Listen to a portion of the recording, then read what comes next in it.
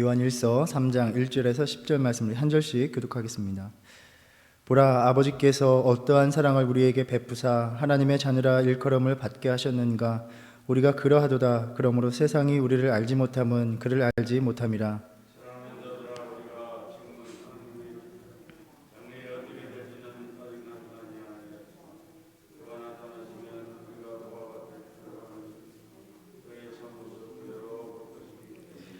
주를 향하여 이 소망을 가진 자마다 그의 깨끗하신 것 같이 자기를 깨끗하게 하느니라.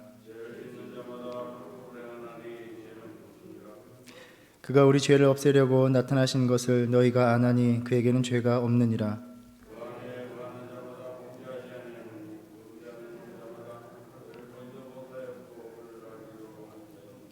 자녀들아, 아무도 너희를 미혹하지 못하게 하라. 의를 행하는 자는 그의 의로우신 것 같이 의롭고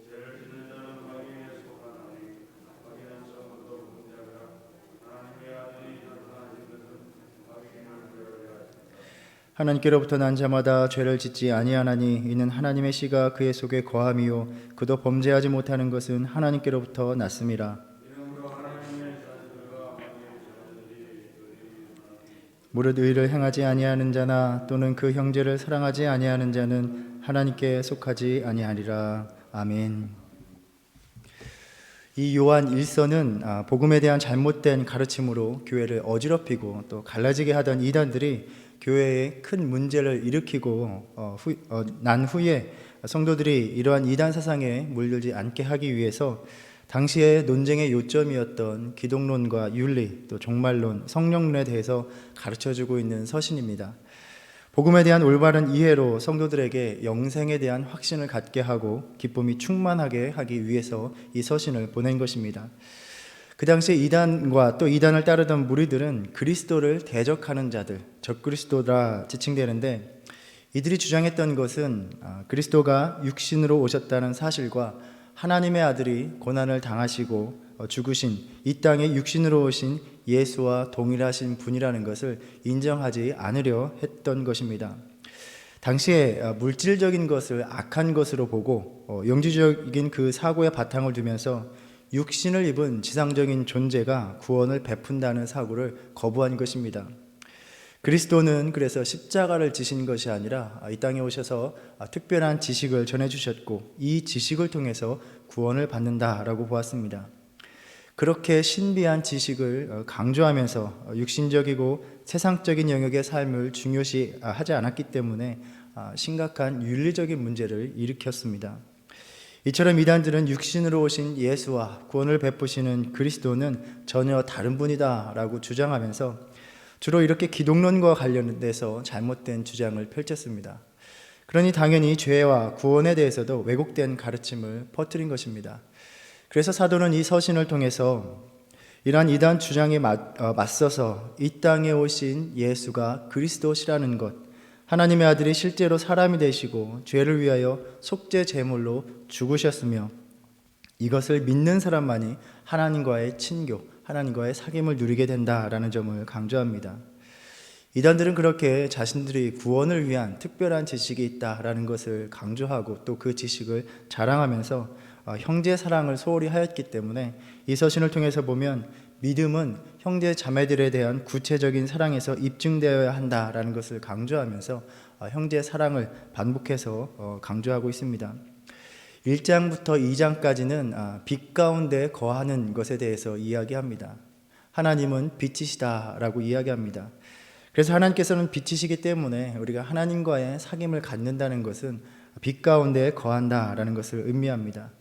하나님의 빛이 우리에게 비치실 때 우리의 드러나지 않은 모든 죄가 드러나고 자신을 죄인으로 발견할 수밖에 없는 그리스도인들은 이 죄를 자백할 때에 예수 그리스도의 그 보혈의 피로 말미암아 죄에서 자유로워지게 된다라고 말합니다.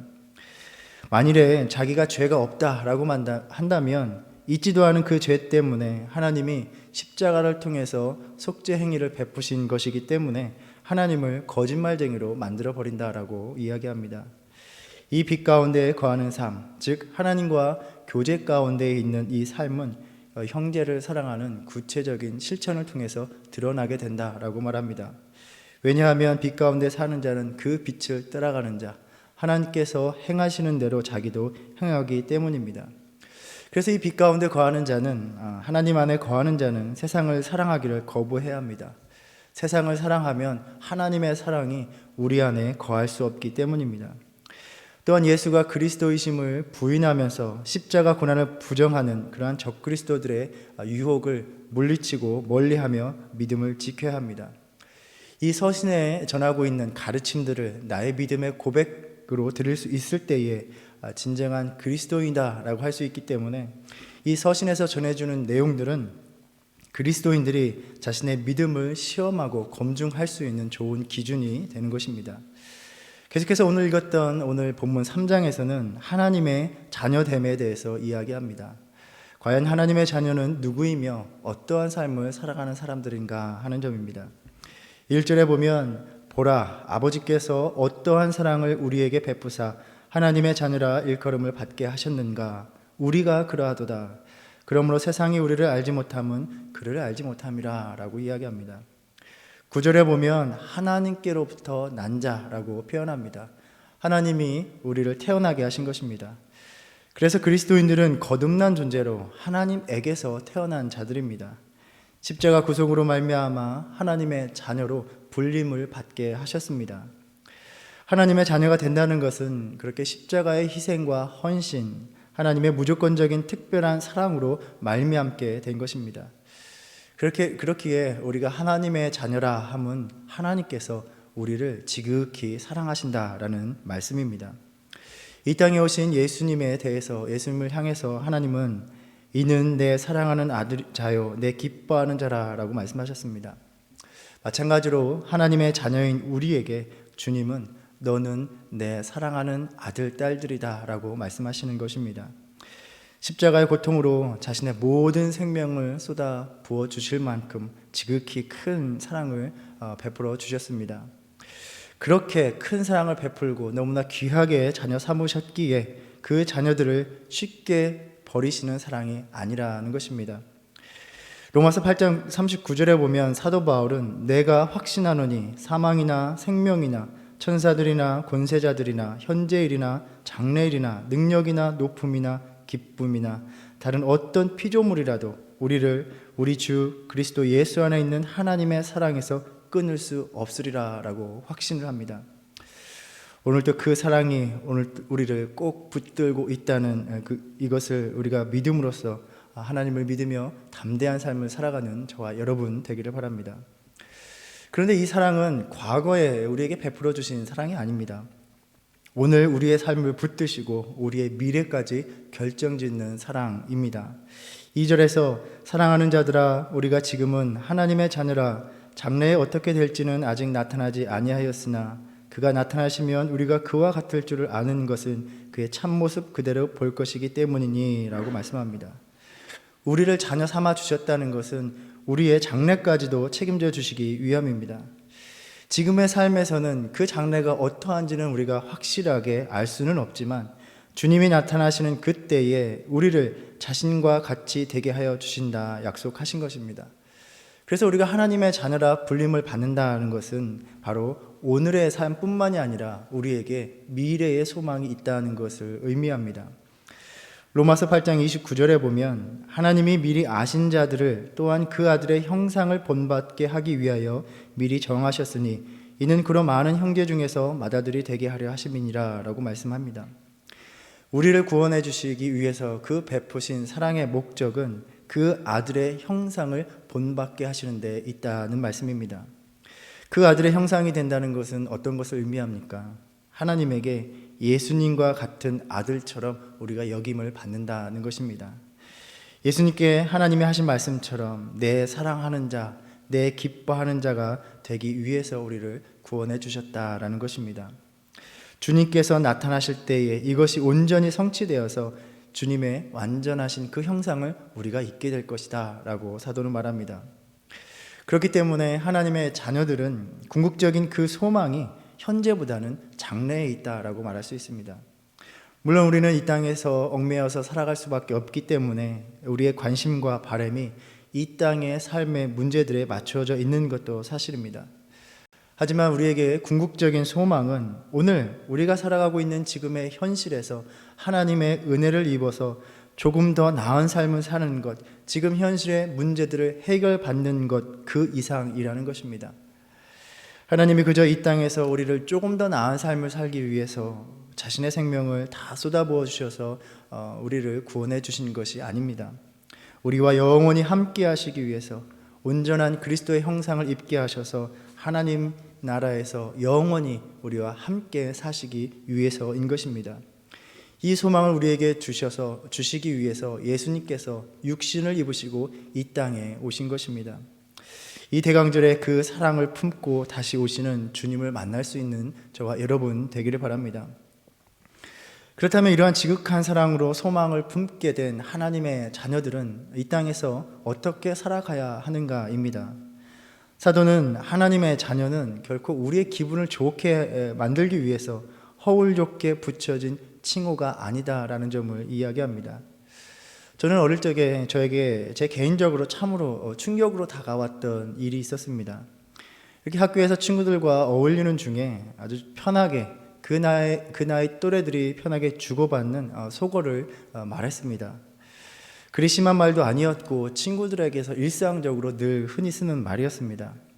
그런데 거기에 있던 한 친구가 저를 비난하기 위해서가 아니라 진심으로 의아하다는 듯이 야, 목사들도 그런 말을 쓰냐라고 이야기한 것입니다. 저는 그때 그게 상당히 충격적으로 다가와서 적어도 친구들이 보기에는 목사 아들에 맞게 또 다르게 행동하게 함을 이 친구들에게는 요구되는구나 라고 생각하게 되었습니다. 우리가 이 땅을 살아가면서 또 우리가 살아가면서 누군가의 자녀가 된다는 것은 그 자녀됨의 모습을 기대하게 만든다는 것입니다. 그리고 그 자녀됨의 모습이 올바로 드러나야 한다는 것입니다. 3절에서 주를 향하여 이 소망을 가진 자마다 그의 깨끗하심과 같이 자기를 깨끗하게 하느니라 라고 말씀합니다. 하나님의 자녀들은 하나님을 모르는 세상과 자신을 구별하며 살아가야 하는 사람들입니다. 재림의 소망을 가지고 이 땅에서 성결하게 살아감으로 인하여 그가 주님의 자녀됨이다 라는 것을 알 수 있게 되고 확실하게 된다는 것입니다. 믿음으로써 하나님의 자녀된 자들은 그렇게 하나님을 닮아가는 삶을 살아가야 하는 것입니다. 이것은 우리에게 주어진 어떠한 의무라기보다는 우리를 그토록 극진하게 사랑하신 하나님에 대한 그 사랑에 대한 응답이요 우리가 살아가는 이유가 되는 것입니다. 하나님의 부르심은 목적이 없는 그 무의미한 부르심이 아니라 거룩함으로의 부르심이고 우리는 그 부르심을 따라서 주님을 본받으며 살아가야 하는 것입니다. 사도는 당신이 하나님의 자녀이고 장래의 소망을 가진 사람입니까? 그렇다면 깨끗함으로 살아감으로 이것을 나타내 보이십시오. 하나님의 자녀답게 살아가라고 오늘 우리에게 말씀하고 있습니다. 하나님의 자녀가 되어서 하나님과 함께 한다는 것, 그 안에 거한다는 것은 죄를 짓지 않는 삶을 살아가는 것을 의미합니다. 오늘 말씀을 보면 죄에 대한 사도 요한의 입장은 아주 단호합니다. 4절에 보면 죄를 짓는 자마다 불법을 행하나니 죄는 불법이라 라고 아주 딱 잘라 말합니다. 불법, 하나님께서 정하신 법을 어기는 것입니다. 우리가 누군가의 명을 듣지 않는다는 것은 무엇을 의미합니까? 대드는 것이고 저항하는 것입니다. 하나님의 법을 깨트리는 것, 죄는 곧 하나님께 대한 반항이요 불순종입니다. 명제는 아주 간단합니다. 죄는 불법이다. 즉 불법은 모두가 다 죄다라는 것입니다. 우리가 이에 대해서 죄에 대해서 생각해 볼 것은 우리가 살아가고 있는 이 맥락 속에서 사회적인 맥락, 문화적인 맥락 속에서 우리가 살아가고 있는 정해진 가치관에 따라서 죄의 경중을 나름대로 생각할 수 있지만 하나님에게는 불법, 불순종의 모양은 크고 작은 것 없이 모두가 다 죄라는 점입니다. 일전에 수요 예배를 통해서 나누면서 제가 좀 거칠고 도전적으로 예를 들었습니다. 오늘날 신실한 기독교인들은 동성애를 혐오합니다. 아주 심각한 죄로 받아들입니다. 그런데 주의를 온전히 지키지는 못하는 것에 대해서는 대수롭지 않게 생각하는 경향이 있습니다. 그런데 불법은 모두가 다 죄라는 것에서 살펴볼 때에 과연 하나님에게도 그것이 혐오하는 동성애와 차이가 있겠느냐라는 것입니다. 우리의 기준을 가지고 대수롭지 않게 범하는 것들이 하나님에게는 동일하게 다 죄다라고 할 수 있다는 점을 우리는 돌아보아야 할 것입니다. 그렇기에 우리는 아무리 작은 죄라도 심각하게 받아들여야 하는 것입니다. 그래서 8절에서 죄를 짓는 자는 마귀에게 속한다라고 말합니다.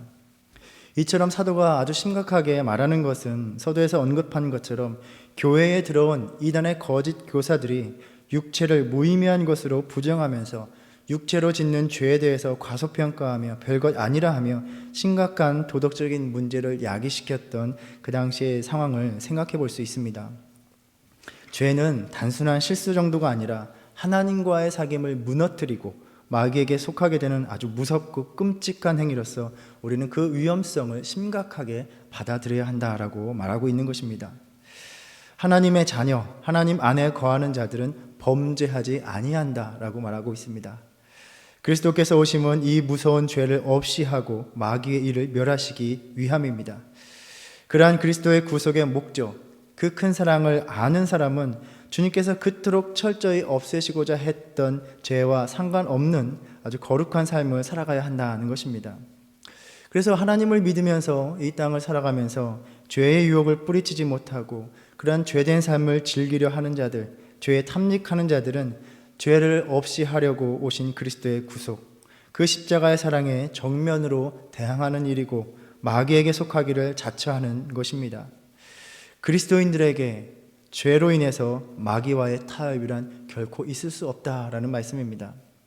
갈라디아서 5장 13절에서 사도 바울은 형제들아 너희가 자유를 위하여 부르심을 입었으나 그러나 그 자유로 육체의 괴를 삼지 말라라고 경고합니다.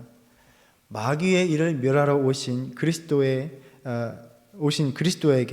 그리스도의 대적이 되는 마귀 편에 서는 그런 죄 짓는 삶을 하나님께서 용납하실 수 없는 것입니다. 6절과 9절에서 하나님 안에 거하는 자들은 범죄하지 아니한다, 죄를 짓지 아니한다라는 말씀은 우리가 우리의 의지로 우리의 힘으로 죄를 결코 범하지 않는다라는 의미로 보기가 어렵습니다. 실상은 그렇지 않기 때문입니다. 오늘도 우리는 연약하기 때문에 수많은 죄를 지으며 살아갑니다. 그런데 앞에서 1장에 보면 1장 10절에서 우리가 범죄하지 아니하였다고 말할 수 없으며 죄를 자백해야 된다라고 말했었습니다. 우리는 여전히 죄를 짓고 있다는 것입니다. 그래서 이 죄를 짓지 않는다라는 말에 대해서 여러 가지로 해석을 하는데 이 말을 문법적인 어떤 형제형으로 볼 때에 반복적이고 지속적인 행위를 가리킨다라고 보아서 계속적으로 반복해서 죄를 짓는 삶을 살아가지 아니한다라고 이해하기도 합니다. 그래서 이 말은 어떤 극악하거나 고의적으로 죄를 짓지 않는다라는 의미이기보다는 우리가 습관적으로 똑같은 죄를 짓는, 그렇게 죄를 행하며 살아가는 삶을 살아가지 않는 것을 의미한다라고 말을 합니다. 그러니까 우리 안에 있는 죄의 고리들을 계속해서 끊어내는 삶을 살아가는 것입니다. 죄의 지배를 받지 않고 살아가려 하는 것입니다. 왜냐하면 9절과 같이 그리스도의 본성, 하나님의 씨가 그 사람 안에 머물기 때문입니다. 하나님의 그 의로운 본성이 죄를 거부하고 밀어내기 때문에 우리가 늘 죄를 지으며 살아가는 삶을 허용하지 않기 때문입니다. 우리가 끊임없이 죄를 짓게 되면 그러한 삶을 살아갈 때 우리로 하여금 견딜 수 없게 만드는 것입니다. 바로 이것을 우리는 신앙 가운데서 늘 경험하는 일입니다. 우리가 거룩함으로 살아가려 할 때에 성령이 우리 안에 계시면 사소한 작은 일도 하나님 앞에 큰 죄로 인식되면서 회개하지 않으면 견딜 수 없게 만드는 것입니다. 주님 안에 거할 때에 우리의 능력이 아니라 성령의 능력이 우리를 인도하셔서 죄를 물리치게 하시는 것입니다. 요한복음 15장에서 내 안에 거하라 라고 하시면서 나를 떠나서는 너희가 아무것도 할 수 없음이라 라고 말씀하셨습니다. 우리가 주님 안에 거할 때에 주님의 능력이 우리 안에 거하게 되고 그 능력으로 우리는 죄짓지 않는 삶을 살아가게 되는 것입니다. 7절에서 자녀들아 아무도 너희를 미혹하지 못하게 하라, 의를 행하는 자는 그의 의로우심과 같이 의롭고 라고 말씀합니다. 하나님의 자녀라면 의로움으로 자녀됨을 드러내는 그러한 삶을 살아가야 한다라는 것입니다.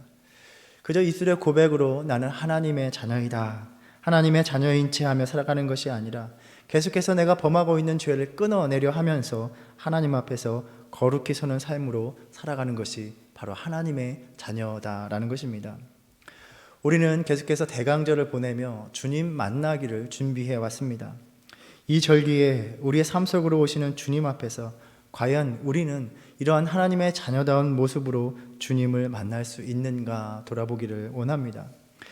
우리를 자녀 삼아 주시기 위해서 우리 가운데 있는 그 모든 죄를 다 없애 주시기 위해서 십자가의 보혈의 피를 흘리시기 위해서 이 땅 가장 낮은 삶의 자리로 오신 주님, 그 주님을 만날 준비, 거룩한 예복을 준비하였는가 오늘 이 아침에 묻고 계십니다. 보라, 아버지께서 어떠한 사랑을 우리에게 베푸사 하나님의 자녀라 일컬음을 받게 하셨는가. 사도는 그 사랑에 감격하여서 찬양하고 있습니다. 우리를 자녀 삼아 주시기 위해서 베풀어 주신 그 깊은 사랑을 돌아보면서 여전히 내 삶에서 끊어내지 못한, 하나님이 기뻐하시지 못하는 삶이 무엇이 있는가를 우리가 함께 돌아보기 원합니다. 다시 한번 주님 안에 거하며 다시 하나님의 자녀됨을 붙들고 하나님의 자녀답게 살아가기를, 그렇게 거룩하게 살아가기를 다짐하는 저와 여러분 되기를 바랍니다. 그래서 오늘 또 그 자녀를 붙드시고 돌보시는, 깊이를 알 수 없는 그 하나님의 사랑으로 채우시는 은혜를 누리시기를 주님의 이름으로 축원합니다. 기도하겠습니다. 우리를 하나님의 자녀로 삼아주신 그 귀한 사랑, 십자가에서도 쏟으신 한없는 사랑에 감사드립니다. 하나님의 자녀이기에 오늘의 힘겨운 이 삶도 주님이 주신 소망을 품을 수 있는 은혜로 살아갑니다. 자격 없는 우리를 나의 아들, 나의 딸이라 불러주시기 위해서 자신의 모든 것을 버리고 우리 곁으로 오셨고 지금도 다가오시는 주님, 주님의 사랑을 헛되이 하지 않도록 하나님의 자녀답게 살아가는 우리의 삶 되게 하여 주시옵소서. 우리의 삶 가운데 마귀의 모든 일을 멸하여 주시고 다시는 주님이 기뻐하시지 않는 죄를 즐거워하지 않게 하시고 의와 사랑으로 행하는 거룩한 삶으로 살아가게 하여 주시옵소서. 우리의 삶이 하나님이 원하시는 예배의 자리에 머물도록 인도하여 주셔서 하나님을 찬양하고 예배하는 삶을 타협하지 않는 믿음으로 성령님 우리를 붙들어 주시옵소서. 예수님의 이름으로 기도드립니다. 아멘. 하늘에 계신 우리 아버지여, 이름이 거룩히 여김을 받으시오며 나라의 임하옵시며 뜻이 하늘에서 이룬 것 같이 땅에서도 이루어지이다. 오늘날 우리에게 일용할 양식을 주옵시고 우리가 우리에게 죄 지은 자를 사하여 준 것 같이 우리의 죄를 사하여 주옵시고 우리를 시험에 들게 하지 마옵시고 다만 악에서 구하옵소서. 나라와 권세와 영광이 아버지께 영원히 있사옵나이다. 아멘.